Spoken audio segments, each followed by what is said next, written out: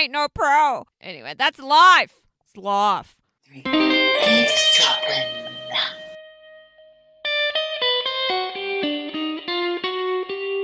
Hi, Michelle. How are Hi, you? Geordie. Oh, it's nice to see you sitting there all cosy in your robe. Here we are at Eavesdroppin. I know, eavesdropping. I actually don't need the robe. I put it on because it's my lucky robe now. Yep, just like Hugh Hefner. Me and Hef got a lot in common. Have you been to any swinging parties recently, Michelle? Every day, every minute. Lockdown swingers.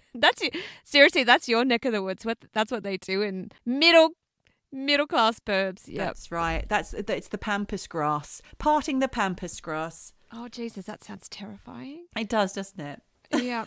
That's like, what is it? The Witch in the Wardrobe, and they have to part the furs. Oh, is that how he's described it in the book? Yes. Ooh. Yes. It's very sexual. Oh God. It's not nice. You know, speaking of sexual, I read in the paper at some point about a sex party run by a company called Killing Kittens. I don't know why it's called that. Not nice. But they have like Zoom sex parties where you can tell each other, like you're with your partner, and people tell you what to do, like take off this item of clothing, kiss her there, kiss her there. Oh. Hang on. Did you just happen to come across this article, or were you seeking? I read it. No, Right. it was in the Guardian or something.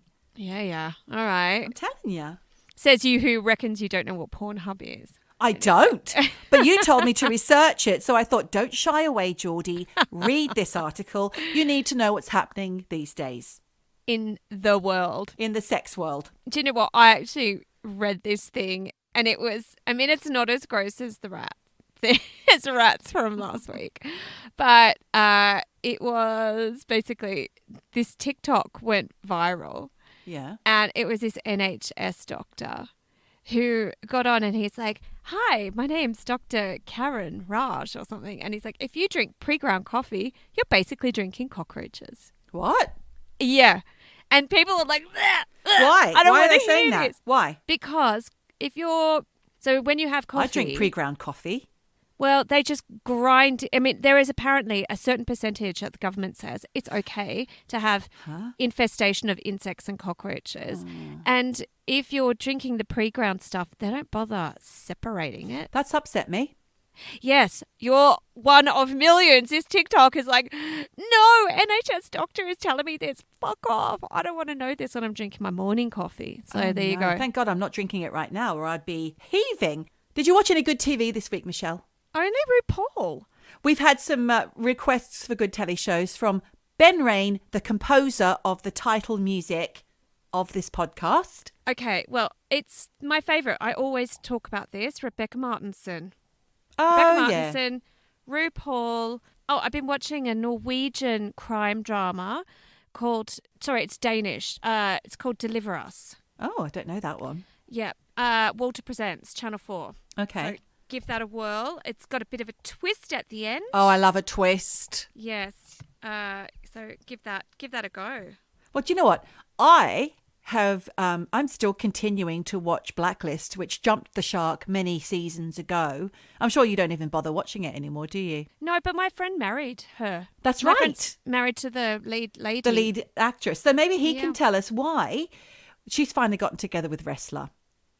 I'd like to know, why do we have to see the sex scene? Number one, it was icky. And why was it clearly both of the actors at different points were using body doubles? It was obvious. Well, she's And it had was a baby, so maybe Yeah, but him as well. I mean, both of them were at it. It was a bit too much. You got to see side boob. It wasn't her. It was definitely the body double. Right. And it was just over the top. Can't you just insinuate? We don't need to see all of that. I'm not saying I'm a prude, Michelle. It's just not what you expect from Blacklist. Sexy times. No, but the thing was that the reason I first even started watching Blacklist was because of the main dude. James Spader. Yes, because even He's though fabulous. he's like fat and old now, he's still got a So little bit of gorgeous. something. Oh, and I loved him. really, I would love him to touch me inappropriately because he's got it. He's still But got it. Can I just point out that he's not the one I'm talking about that's having sex with Liz, because I think he's her father, so that would be wrong. Oh my God. Just want to Sorry, clear I that just up. snorted. Right, so tell me, have you got any apologies? No. Oh, Why should I apologise for anything I say? well, I don't know. Do you need to apologise? Yeah, because I actually listened to it back and I said, when you were being a complete biatch about Your witchy witchy face. Yeah. I said, witchcraft. I didn't even say What? witchcraft. I said the weirdest. I don't even know what I said. I listened back to it. I was like, what the fuck? Anyway. Yeah, weird pronunciation anyway. There you go. So, another awkward segue. What are we talking about this week? Well, you know what? We decided to cover con artists, scammers, love fraud, financial fraud, fraudulent characters. And, Michelle, it was very strange that you should have suggested this particular subject. I did my research a day after I thought I'd been scammed doing my tax return. What the hell? What happened? I got a message from the Inland Revenue saying that I hadn't paid my tax return, and it was quite large this year. And I know that I did. Hang on, was this on the phone? Was it a phone message? Because I get those all the time. Not on the phone. But another friend got scammed on the phone through PayPal and lost a couple of grand. Oh, shit. Yeah. And this is a guy who you would just never imagine would ever... He's very, I wouldn't say mistrusting, but he's very cautious normally. So how he got scammed, I don't know. Okay. But meanwhile, what happened with my tax return is that I didn't put the right reference in when I was paying it. Oh. So I had to spend about 4 hours on the phone to the bank and to Inland Revenue as well. So that was dreary. Oh, okay. So it was actually like user error. Your user error. Absolutely. Right, okay, I'm not used to paying tax. That's why. But it got me thinking, about being scammed. And I mean, it could happen to any of us at any time, really. I mean, It happened to Sting. What? Sting got stung.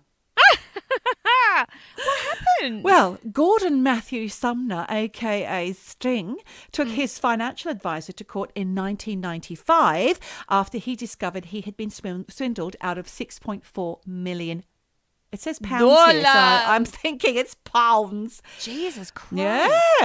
How do you not notice that? It's not in your bank account. Well, that's what they were asking him. In the court case of Sting. But Keith Moore was the name of the advisor to Sting, and he was there for over 15 years. And he also had Queen and Big Country on his books. Oh, all right. He invested Sting's millions into various business ventures, including a chain of Indian restaurants in Australia. I mean, what chain of Indian restaurants are there in Australia? That doesn't exist. Clearly, Sting. God. And it took an anonymous tip-off to Sting to alert him to the missing money. He didn't even notice it himself. Oh, 6.4 million. He claimed to be too busy to notice it was gone, Michelle. Rich and famous creatives, they do hand over power of attorney to their financial advisors, and you do have to have a lot of trust. And look, actually, I think we should come back to this another episode. Yeah. Put a pin in it. Yeah. Michael Hutchins and his daughter. She's got nothing. Literally nothing. But let's say no more. Let's revisit this another episode. Yeah, absolutely. Anyone who's got any info on that, please write in. Yeah, please. In court, Sting claimed that Moore had created an elaborate banking system, so pretty much what you were just saying, Nish, which he couldn't get a handle on, to which the defence countered that Sting, who used to work at Inland Revenue, should have known better. But to which, and also he's got an A-level in economics, to which Sting retorted, well, that's probably why I didn't last long working as a taxman. Oh, there you go. Yes, but Coots did repay 4.8 of the missing millions to Sting. Sorry, but that's still fucking millions short. Yeah, it is. Oh, my God. Yeah. So it just goes to show, guys, anyone can get fucked up the arse, including Sting. Sorry. Geordie, language. Oh, dear. But you know what? There are so many stories out there, Michelle, about this kind of activity. Scammers. And look, I think we've got to come back to it because it's a rich seam. Why did you not do your research? Are we coming back to it next week? No. I've got a case for you, but yeah, only one really. Okay, well, same here. Thanks to our new researcher, Al Taggart. Thank you, Alistair. Oh, yes. Good. Hi, Al. Yeah. He's done his work. Yeah. Because we gave him the heads up before the app. Got the job. It's You've got the job, Al. You've got the job. And you got the job done. Look, and the reason I say this is like a rich mine of a rich vein. A rich vein of ideas and stories is because sadly in the times we live in, people are just getting fucked over left, right and centre. Yeah. And not just financially, in love too. Yes. You know, I mean, I knew a girl who basically her boyfriend had been living double life for 5 years. What? Yeah. And really, it was horrendous. She had absolutely no idea until one day through the mail, she got a letter. She opened it up and it said, "Hi, you don't know me, but my mum is having an affair with your partner. If you don't believe me, here's the proof. Pictures. Oh. Some a bit racy. Yeah. Hang on. Of the daughter mum. Yep. of this person took pictures of her mum at it with this lady's boyfriend. No, not at it, but you know, like he's just walking around the house in his pants, you know, playing with the cat, all that kind of stuff. Oh, is that a euphemism? No, it's not a pussy reference. Jesus, Geordie. You need to think more carefully when you say these things, Well, Michelle. I didn't say walking around stroking a puss, did I? You said I did walking not around say playing with the cat. I said cat. I didn't say pussy. Anyway, so, but no, and this was terrifying because not only did she get this letter, so did 10 of her friends. Oh, no. So, you know, it was just this really nasty situation. And when she confronted the boyfriend, he denied everything. She's like, yeah, mate, well, what about this? And then as soon as he saw all the evidence and the letter, and he was like, yeah, okay, Caught I'm out. busted. And the thing was, he had this job which took him overseas on, you know, business travel. So she thought he was just away for his job. Literally down the road, shagging the lady he'd met in the park. Yeah, I know. So, you know, it can happen. You think you know somebody. I mean, I'd like to think I know my boyfriend. Yeah. But where is he right now, Michelle? Apparently, he's Oh skiing. my God! Yeah? Don't even say that. That's Where is so he now? horrible. My husband's just left for work, in inverted commas. Yeah. He had a okay. shower before he left. Oh my God, that's it. He's having an affair. No. That'll be it. But yeah, look, the point is there's so much. There are so many stories out there of heartbreak, financial fraud, you know, the emotional toll, things that end in, sadly, death. You know, Have it's you? awful. Oh, Michelle, did you ever hear or watch Dirty John, the podcast that turned into the TV show? Did you watch the TV show? The TV? No, I watched it. I listened first and watched it. Listened, yeah. The actual TV show. With Eric Banana. What a pile of shit. But it was so crap. It was definitely made for TV. It was made for TV. But that's a true freaking story. It Of is. this poor woman who met this guy. She's very attractive. She's very successful. She's got daughters. Older. She runs an interior. Yeah, she's an older lady. vulnerable. She has amazing hair if it's Connie Britton in the TV show.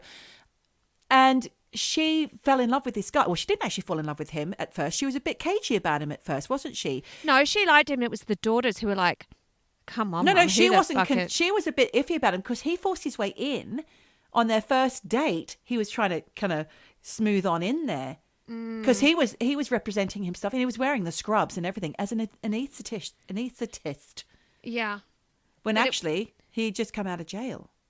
Yeah, and didn't he steal like the doctor's scrubs or something? I don't know. It's been a while since I listened. He was to pretending Dirty to be John. a doctor. He was pretending. a surgeon, and moved on in real quick. He knew he fucked up on the first date, but then he came back again and managed to win over her trust to the point where they married, and he got her to sign things over in his name and all sorts of things, and it was so obvious to everybody except her. And it ended up with her daughter and he fighting to the death. Yeah. And the daughter won. His daughter won. Yeah. Sorry. Spoiler. And then there was the other podcast that I'd listened to, the Australian one, Who the Hell is Hamish? Did you listen to that one? Of course I did, yes, because that was, I think, the same podcast makers as Teacher's Pet. Yeah, it was the Australian. Which is horrifying. Yeah, the Australian newspaper. Unlike the other one that you just said, Teacher's Pet. Yeah. Hamish was actually, Hamish McCourt, I think his name was, or McLaren, was just arrested in the last 6 months, I think. Really? Yeah. Oh, good, because he is a fucking piece of work. Yeah. You know, even the fashion designer Lisa Ho was one of his victims. Yeah. She was swindled, and I actually had bought some dresses at her fire sale. Yeah, look, Australia, I don't know why.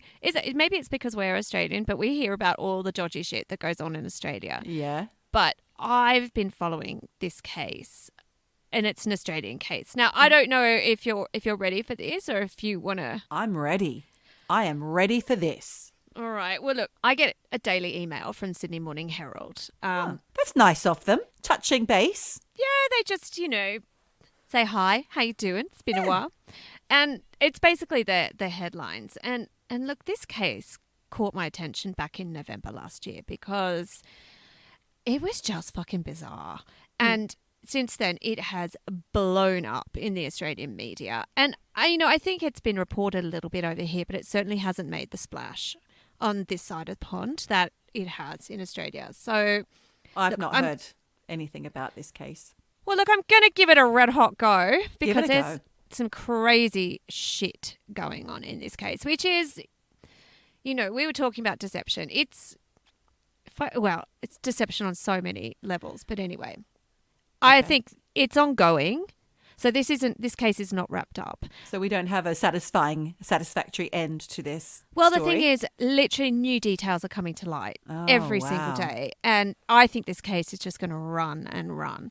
But I'm going to give you the facts as they stand right now. At around 5:30 a.m., November 12, last year, 2020, 49-year-old Melissa Caddick, who was a financial investor, went for a run, just like she did every day, near her home in Dover Heights. Now, anyone who Where's doesn't... that? Yeah, it's in Sydney, and it's a really affluent area of Sydney's eastern suburbs near Bondi Beach. And look, it is gorgeous. It's on its own peninsula, right on the cliffs, I believe, right near my friend and yours, Mags. And depending on... She's had a couple of shout-outs. I hope she she's bloody listening. Yes. Dover Heights is super wealthy. And, on one side you look out and you've got the Tasman Sea, or if you're on the Sydney Harbour side, you get the Harbour Bridge and views of Sydney skyline. So you have to have mega bucks. Stunning, yeah. To be able to afford a place here. And she was on the harbour side. So like I said, this woman, Melissa Caddick, she went for her usual run. But on this day, it turns out she left her house without her phone, her wallet, or even her house keys. And she has not been seen since. Well, that's fishy. Yeah. I mean, I was going to say, sometimes I do go out without my phone or my wallet these days. Not without your keys. Not without my keys. No. Does she live alone? No, she's got a husband and a son. Oh. So, look, on the surface of it, this case, back, when it first broke, just appeared to be sort of a normal, and I mean normal in the most awful sense, but just a regular missing persons report. But this case has been anything but fucking normal. So 2 days before Melissa went missing, so this is November 10, ASIC, which stands for the Australian Securities and Investments Commission, and it's a government body that regulates registered companies. There's a fashion company called that. ASIC. Tiger Asics. Tiger Asics. They're those shoes. Yeah. Yeah. Asics. Not the same. Oh. Not the same, babe.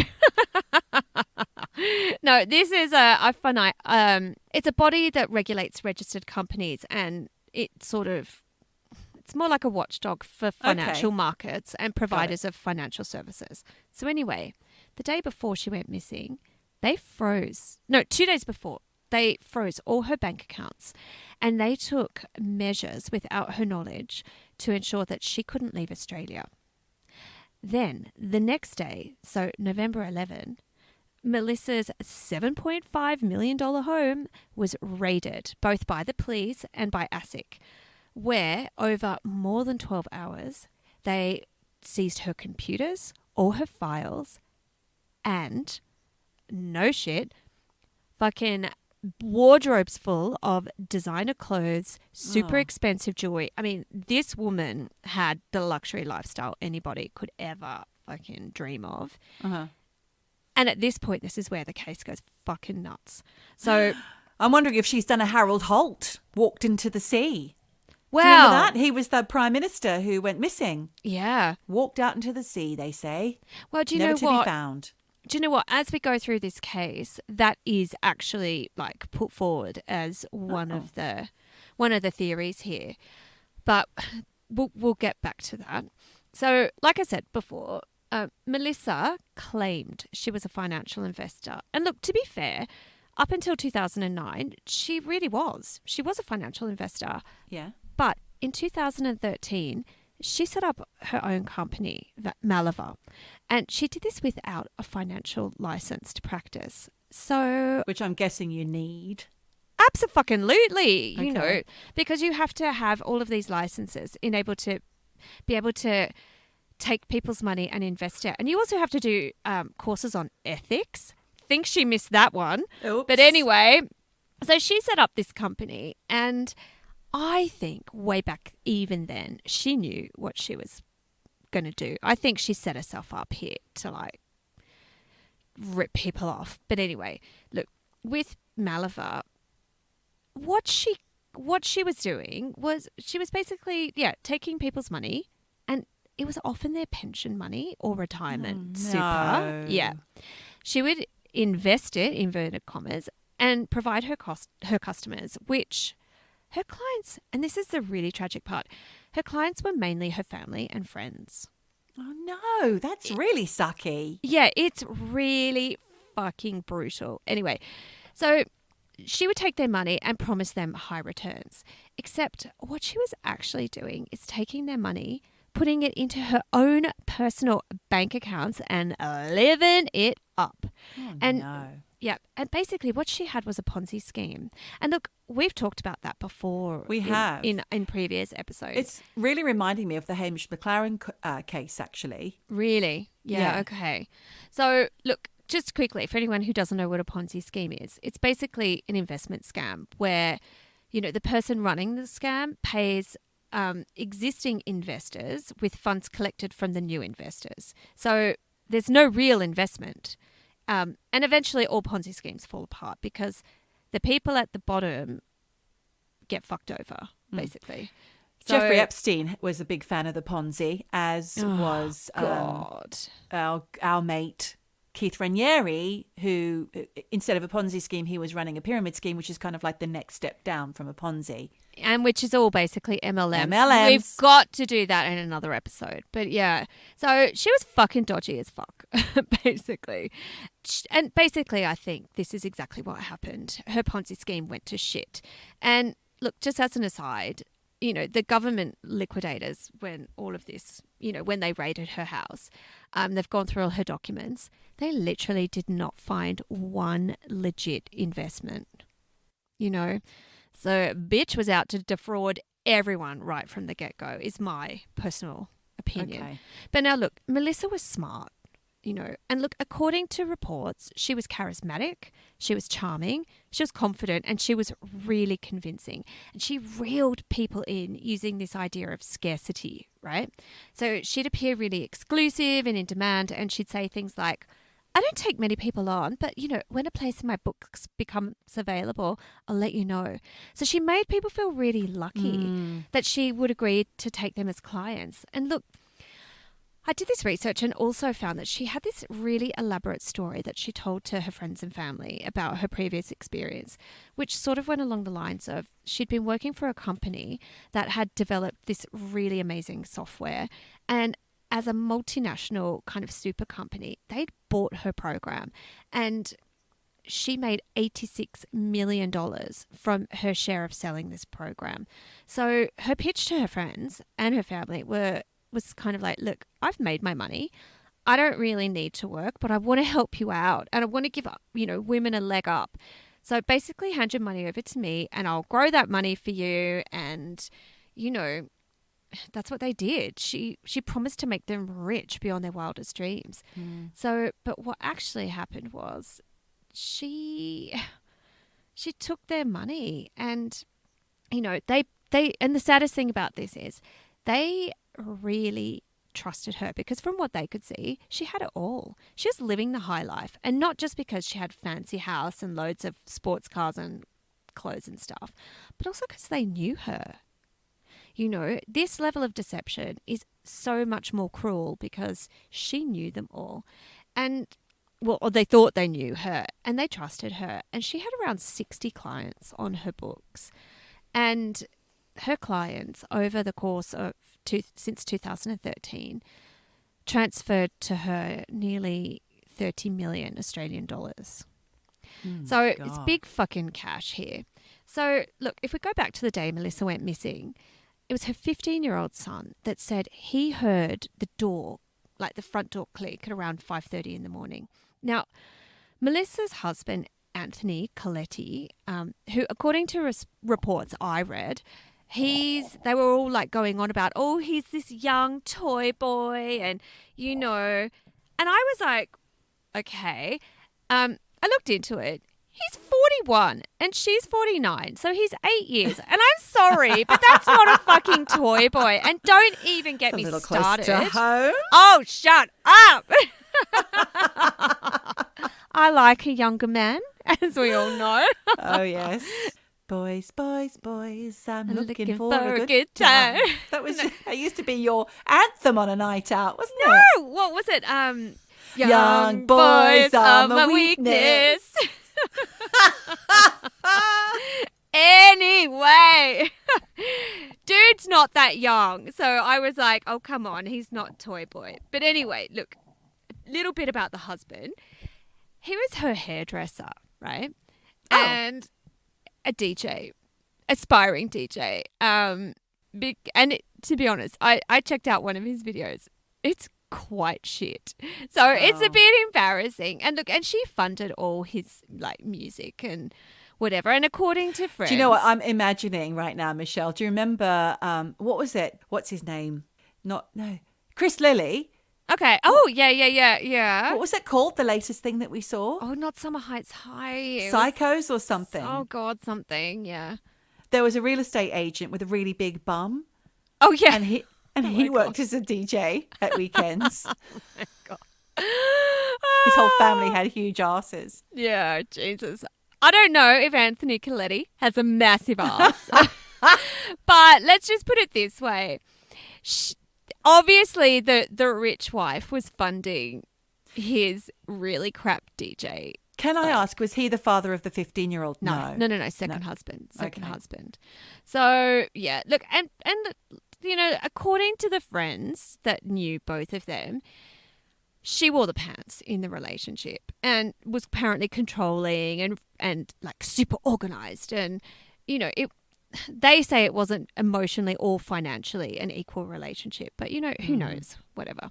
So, look, Melissa was actually meant to be attending this online court hearing on November 13 at 9:30 a.m. So this is 2 days after the raid. And when the judges got online, it was Anthony who was at the meeting, and he was like, hi. And they're like, where's Melissa? And he's like, yeah, sorry, but she's not here. And actually, I don't know where she is, you know. And they were like, what the fuck? And he's like, yeah, she hasn't been back since yesterday. And they're like, have you reported her missing? And he's like, no. So, you know, they were like, I think you better call the police. So he did.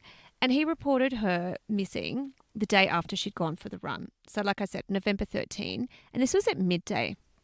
And he basically said he was perplexed by her disappearance and that everything had been as normal when they'd gone to sleep the night before, which, quite frankly, knowing now that her home had been raided and that she was under investigation for financial fraud, are you really going to say everything was fucking normal? No, because I'm sure they were stressed out. Oh, man. Look, she'd just been busted for embezzling millions of dollars and for being a super fucking shady businesswoman, and it was fine. How does she sleep at night regularly? knowing what she's doing. Because I think she's a fucking sociopath. That's my personal opinion. Yeah. But look, it's a red flag right there, right? Yeah.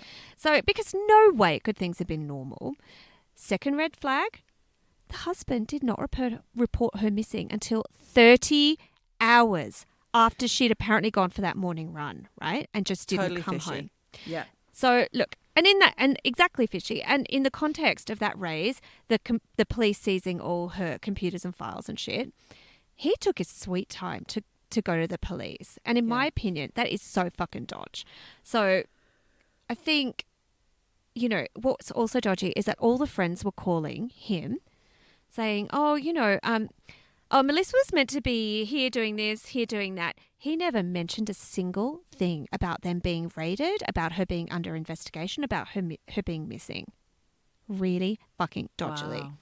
So look, essentially, those poor friends had no clue their money was in danger until the media exposed the fact that this missing woman was also under investigation for fraud. And that's when the penny dropped for a lot of these friends, that basically their investment portfolios didn't exist and their money had just vanished.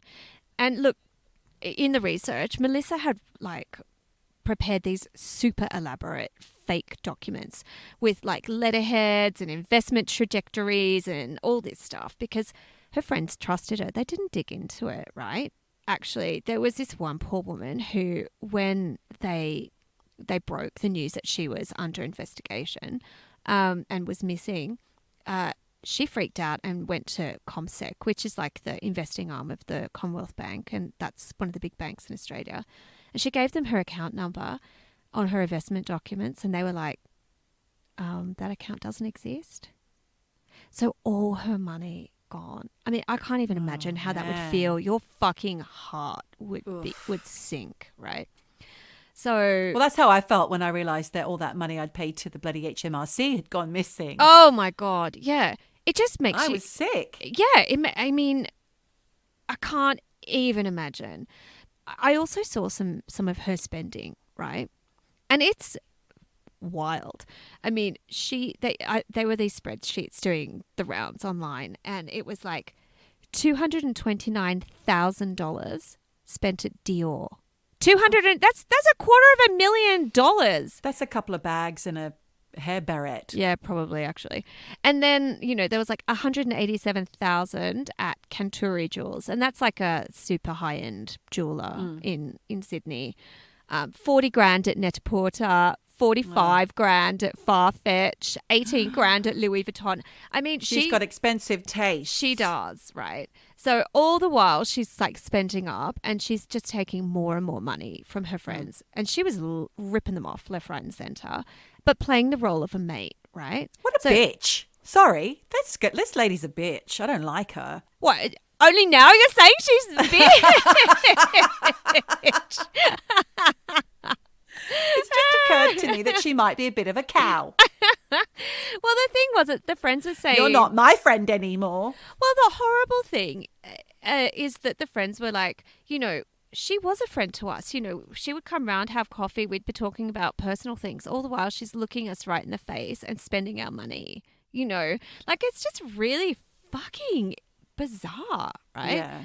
So, and like I said, I think she must have had some kind of personality disorder, narcissist personality disorder, sociopath. Yeah, any of those, borderline multiple personality even. Who knows? Okay. But it's just fucking terrifying. And look, she even ripped off her own parents.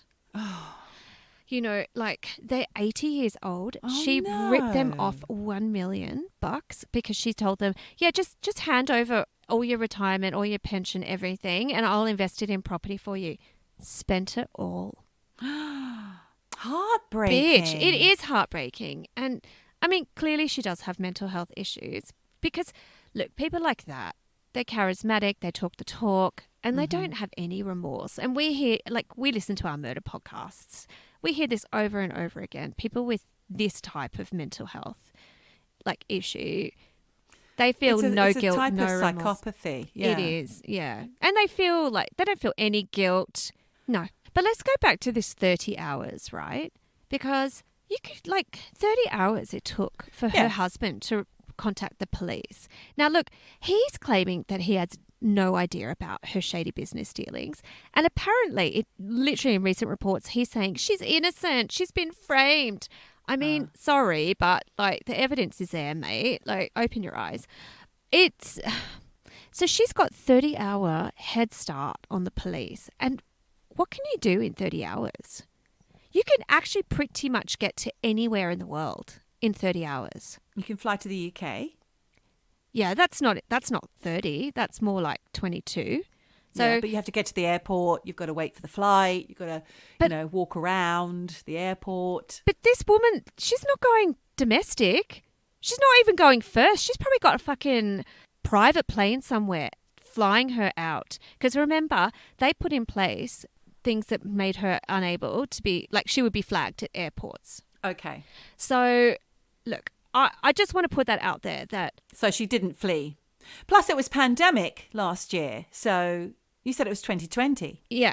She would have been height of pandemic, right? Yeah, but there's no way she's leaving Australia. Yeah, but let's not forget she's got a wedge load of cash. So she's got money, right? So let's just hold that in our thoughts. Okay. Now, I'm also going to put it out here that the only evidence we have that she even went for this run is the 15-year-old son saying he heard the door close at 5:30. Okay. Now, when the police raided her house, they took all the CCTV cameras and all the footage, right?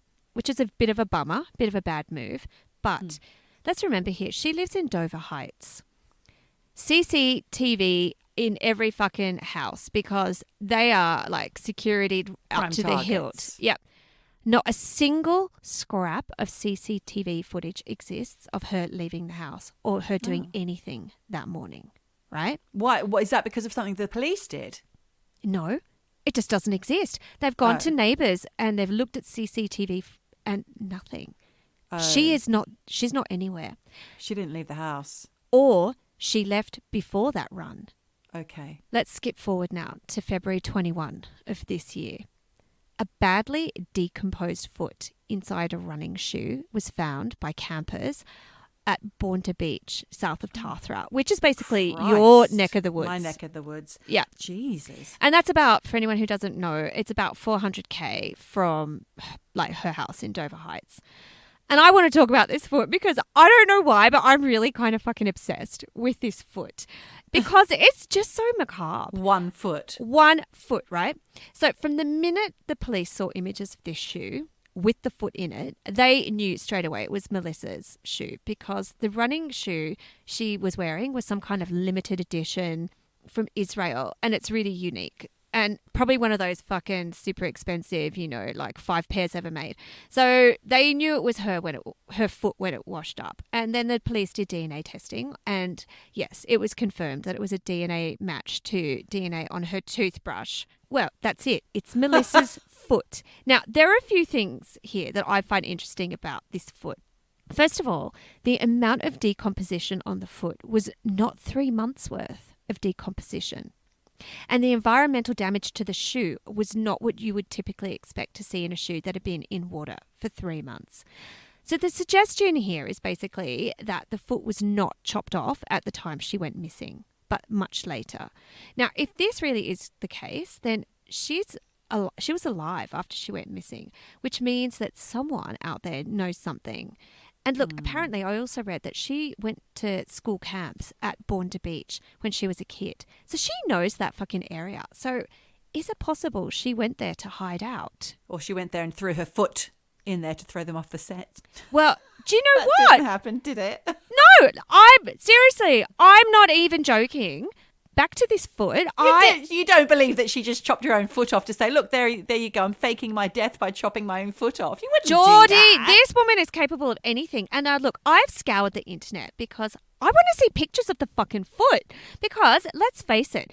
Grim. No, but just because she's lost a foot does not mean she is dead. And look, I had dinner the other night with 2 doctors. Shout out to Ollie and Chris. Shout out. And look, Ollie basically said to me, if you can see how the foot was amputated, that's going to be the key to this. Ooh. Because he said if it was done with surgical precision, that's a red flag right there. That was done deliberately. But if it's been like ripped off and looks Hacked. like it's been mauled by a shark, Yeah. whole other thing, right? Okay. So I looked. I can't find pictures of that foot. And I scoured the internet. So if anyone has images of this foot, I'm going to send them to Ollie. He'll give me the lowdown. Little job for you there. Yes. And Chris too. This other doctor, Chris, he's like, yeah, we will know straight away. So if anyone has pictures of that foot, we want them. Like I said, a lot of clues if we know how this foot was amputated. Basically, you can live without a foot, right? Okay. Of course you fucking can. And look, she's just been fucking Bernie Madeof with like millions and millions and millions of dollars. She knows she's been busted because ASIC has been round, raided her place. Quite frankly, I think that if you want to get the police off the scent, throw them a foot. Now, you're not going to give them an arm because you want your hands, right? I'm going to say no to this, Michelle, because of the fact that she likes the finer things in life, because she likes her Louis Vuitton bags, because she likes her limited edition Israeli trainers. There is no fucking way that woman would cut off a foot. Do you know? No way. She cares too much about herself. I disagree. I think that if you have that much money and you can go get some titanium shit. I mean, those people are doing Olympics with like, they've got no legs and they're still like living great lives. Fair point. I don't know. And look, there are some theories here. So the first is that she committed suicide, right? This is from the police. Or the husband's done it. Well, look, yeah, maybe actually. I reckon but you know what? Got something to hide. No, when you see him, he's a hairdresser. And I don't mean this in a horrible way, but even the dad came out and said he's a hairdresser. And quite frankly, he wouldn't even know what a financial plan was. I think he's got access to some very sharp scissors. Could have lost his way through this. But look, I don't give this suicide theory much sway, short shrift, okay. Because if we're right about her personality, she's not the kind, and she can defraud her friends and family. She is not the kind of person who is going to throw it all away and commit suicide. She's not feeling any guilt. Equally, the foot too. Equally, she's not going to give up a part of herself. I have to disagree with that. I think she's not going to walk away from everything and just, commit suicide. But also, there's no CCTV footage of her going down to the cliffs. And by the way, the police have dredged, they've scoured like all that coast and everything. So they've found nothing. But obviously, theory number 2 is she was murdered. I don't know, because does the foot prove she's dead? No, it just proves she's got one foot, not attached to her body, right? So we talked, there was that torso that came up on Mollymook Beach, but that wasn't her. That was another red herring. But look. Hang on, how many bodies are floating up on these south coastal beaches? I don't know, but I think we need to do more investigation because. So who was the torso? I think it was a homeless dude. But how did that get there? I don't know, but it was awful because they said it was his torso. It was still with the belly button. There's something about the idea of the belly button still being on it. I don't know. It's just gross. It's grim. But a torso would have a belly button, wouldn't it? Yeah, but I think it was because it was all still like. I don't know. It was just the fact they said belly button. It just, I didn't like it. I didn't like it. Sorry. Anyway, look. I'd like to know what happened to that poor man. Well, I want to know what happened the fuck to Melissa Caddick because, look, there are loads of people who probably wanted her dead, quite frankly. Yes. And I wouldn't be surprised if she was murdered, but I also think she's too smart for this because theory number 3, she's still alive and out there somewhere. And this is what I believe because, like I said, the foot's a foot doesn't prove anything. And but what it does prove is that she was alive for quite some time after she went missing because of the level of decomposition, right? So somebody knows something out there. And I think, and look, we've watched enough crime dramas to know about this. I think when you're involved in shady dealings, you know that you're going to come unstuck at some point and you have a plan B, right? You've got a getaway. And I think she probably knew this day was coming and she probably had every fucking thing lined up. New fake passport, private plane on hold. I think she has just fucking gone. And she had paid the mortgage on her house for 6 months in advance. And all over the papers they're saying, this is not usual. It wasn't part of her normal spending and her normal habits. And it's like she knew. Forethought planning. Yes. Yeah. So who knows? But I think she's out there missing a foot somewhere. And this, like I said, this case is going to run and run. But with all these poor people that have been ripped off, now I read a few things, and I don't know if this is true or if I'm just connecting the dots here. But the reason she even got alerted to the police and to ASIC was because she had met this couple and was trying to convince them to invest with her. And she gave them the prospectus. And the wife said, this is not a trust bank account. This is a personal bank account. This woman's shady. And they went, well, I don't know if it's them, but I'm connecting the dots that I think this was the couple. Then a woman who had already invested with Melissa, she'd invested $2.5 million.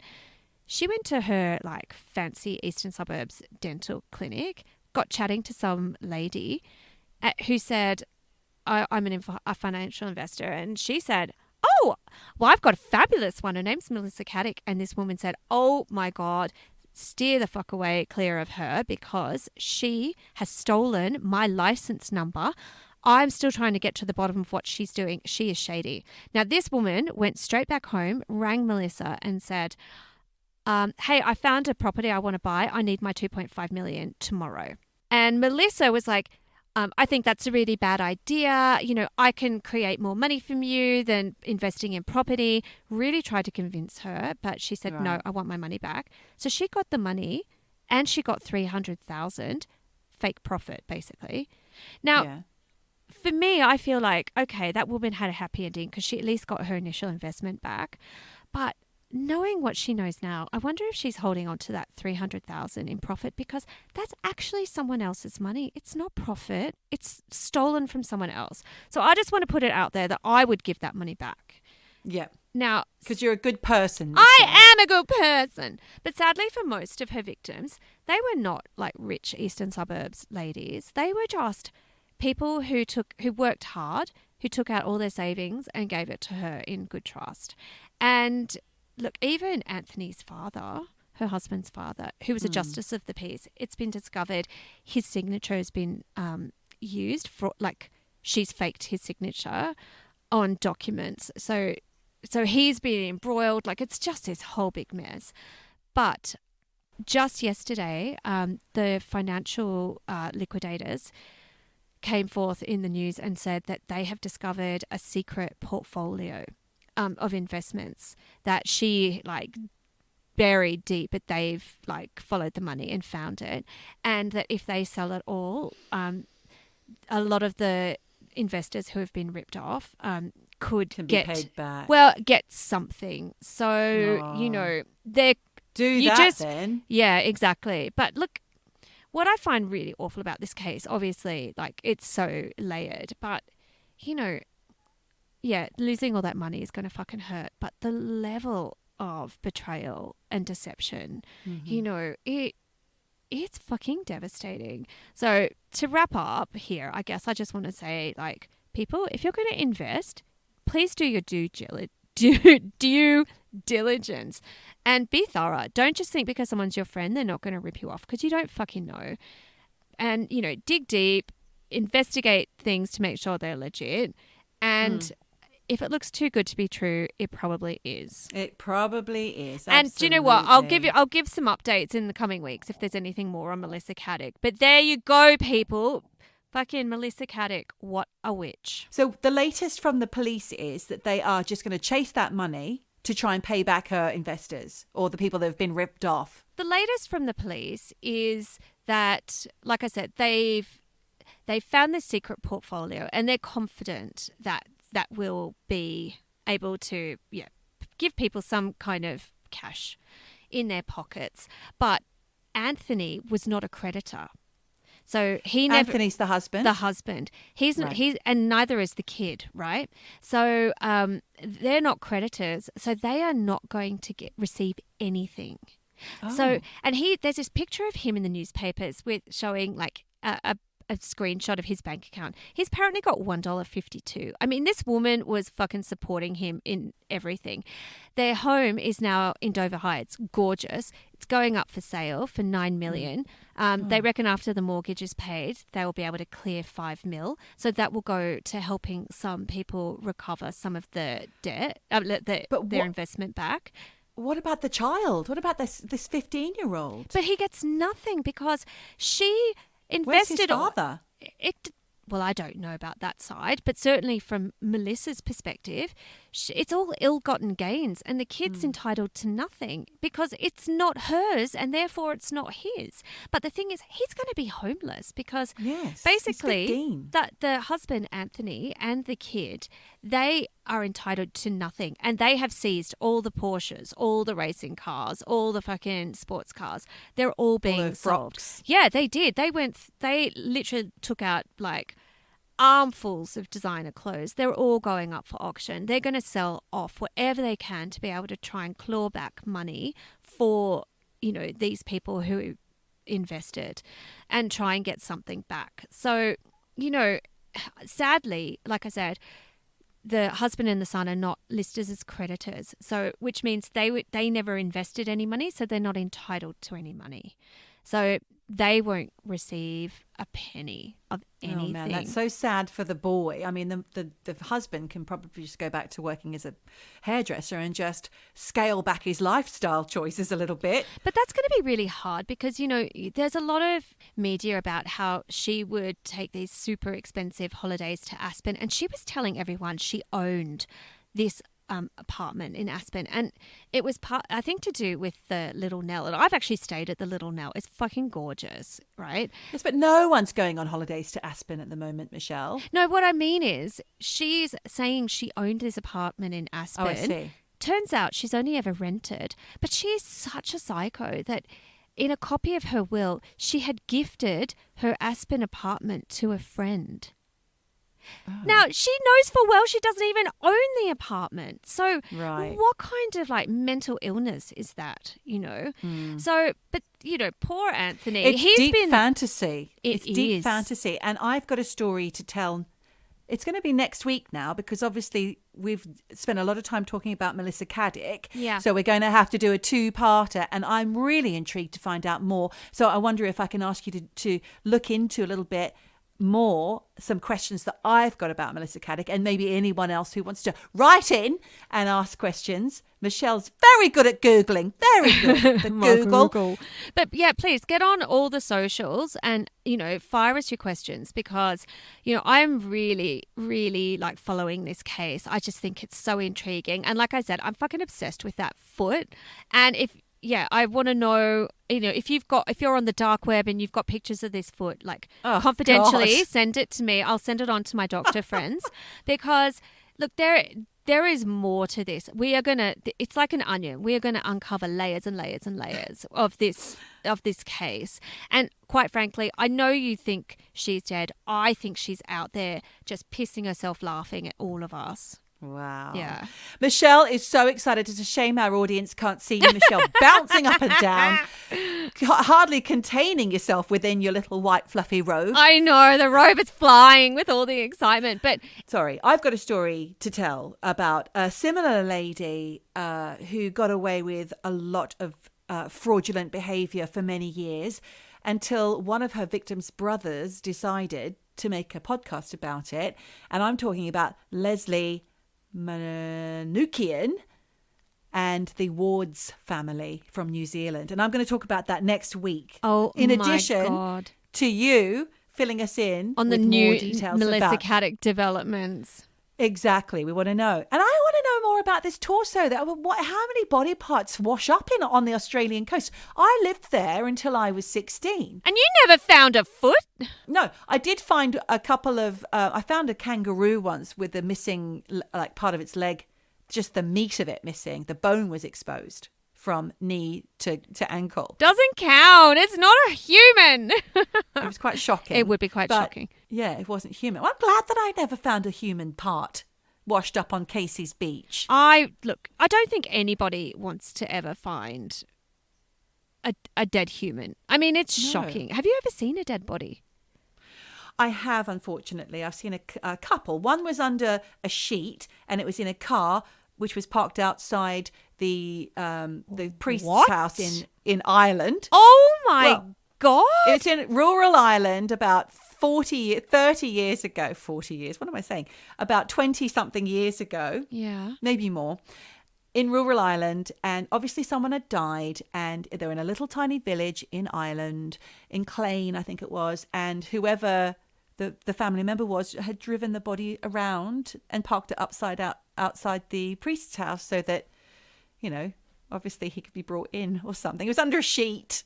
And the other dead body I saw, which is much more disturbing, it was a motorcycle and pedestrian collision at King's Cross, pre them doing King's Cross station up in London.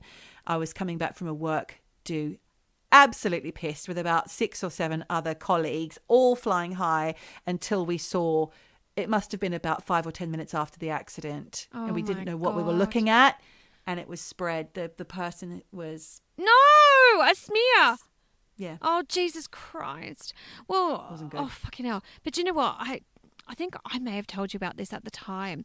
My friend Chantal and I had gone to Biarritz surfing, and we were walking to where we were staying, and we saw a motorbike accident, and we heard it, we saw it, we saw this guy go flying, you know, she went one way, he went the other, and we were like, fucking hell.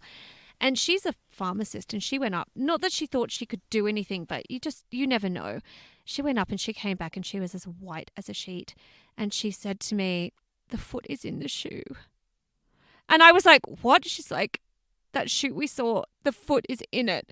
And we both just were sick. It was just awful. So, but you know what? This is what makes me realize that you can live with one foot. Okay. Can I ask what happened to that poor person, though, who lost their foot that you saw in the accident? Look, we don't know because we were actually leaving the next day, and that we couldn't speak really. Our French was not good enough. I have 0. Her French is not bad. And there were quite a few witnesses, and so we just sort of thought, no, there's enough. People had called the ambulance, whatever. We couldn't do more, so we left. Yeah. But all I would say is I think that dude probably won't. Do you know what? I say I won't walk again, but you can do amazing things these days with technology. And this is why Melissa Caddick, she's got the money. I wonder if she's weighed it up and thought, I've got my life. I've got 25 million Australian dollars. I just don't have a foot. Fuck it. I get a little titanium How has she one. got the money? Because they haven't found it all. Ah. And she doesn't care about her son, clearly. No, she doesn't care about anyone. She doesn't care about her parents or her friends. She's fucking psychopath. So, mate. This, yes, updates coming. TBC, Michelle, TBC. Indeed. So there you go. That's what it's kind of. Sorry that case took so long. I didn't realise it was going to be a whole episode. Well, it was fascinating. Oh, well, we'll see. I think it's going to get even more crazy twists and Well, you know, in a way, I'm glad that we're doing a second ep. Yes. I've got some more stories too. So next week, yes. Good. And hopefully we'll get some more updates about Melissa Caddick. Yep. Get on it, Al. Yep. Find us the foot, Al. We want that foot. Go on a fishing trip. Don't. Oh, dear. All right then, Mish. Well, thank you so much for that incredible story, and there's some really good research done there. I am looking forward to more ideas and what's the word? Hypotheses being put to us next week, and even some more details. I hope so. Until then, keep on eavesdropping. And like, share, subscribe, all that. And go to the website, www.eavesdroppinpodcast.com.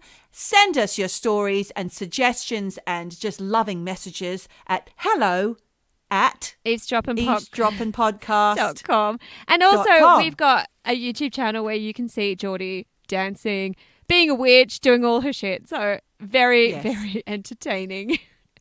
It keeps me busy, you know. See you next time, peoples. Bye.